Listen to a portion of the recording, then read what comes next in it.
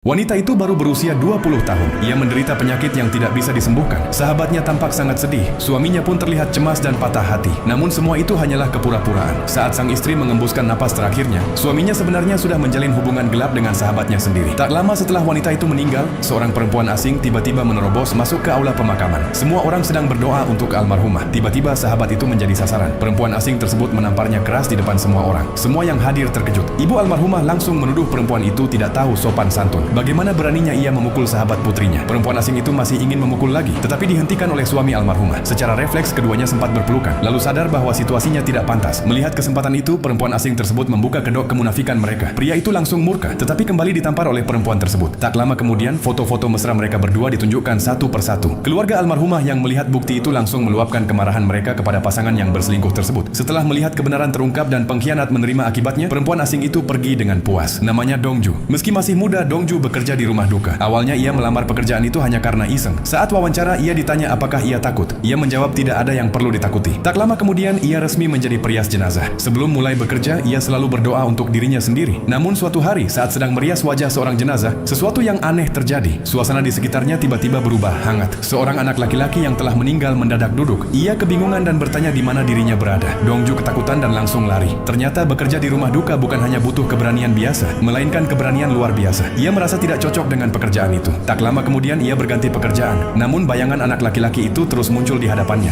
Ia bahkan mulai mendengar suara-suara aneh. Lebih buruk lagi, kejadian sial terus menimpanya. Saat berjalan santai di jalan, kepalanya tiba-tiba terkena bola. Akhirnya ia mencari seorang pendeta dan bertanya apakah ia diganggu roh. Pendeta itu berkata bahwa masalah harus diselesaikan di tempat asalnya. Artinya ia harus kembali ke rumah duka. Dongju menolak. Ia tak ingin kembali ke tempat menyeramkan itu. Namun baru saja keluar dari gereja, ia kembali tertimpa sial. Ia terjatuh dari 20 anak tangga. Nasib buruk itu terasa kejam dan tak ada habisnya. Setelah sekian lama tersiksa, Dongju akhirnya menyerah. Daripada terus dihantui kesialan, ia memilih menghadapi semua hal aneh itu. Ia kembali menjadi perias jenazah, membantu orang-orang yang telah tiada mendapatkan penampilan terakhir yang layak. Klien pertamanya adalah wanita 20 tahun tadi. Mata wanita itu dipenuhi kebencian. Dongju merinding setelah mendengar kisah pengkhianatan yang dialaminya. Dongju bahkan lebih marah daripada arwah itu sendiri. Wanita tersebut bersumpah tidak akan memaafkan mereka, bahkan sebagai roh sekalipun. Untuk menghilangkan penyesalannya, Dongju membongkar perbuatan memalukan pasangan itu di depan semua orang. Kebencian di hati wanita itu akhirnya sirna. Ia pun pergi dengan damai. Saat ia menghilang, lonceng angin berbunyi tanpa ada angin. Angka 21 tiba-tiba berubah menjadi 20. Apakah ini misi yang diberikan langit padanya? Apakah ia harus menyelesaikan penyesalan 20 arwah lagi untuk mendapatkan kebebasan? Dongju belum tahu bahwa profesi ini akan membawa perubahan besar dalam hidupnya.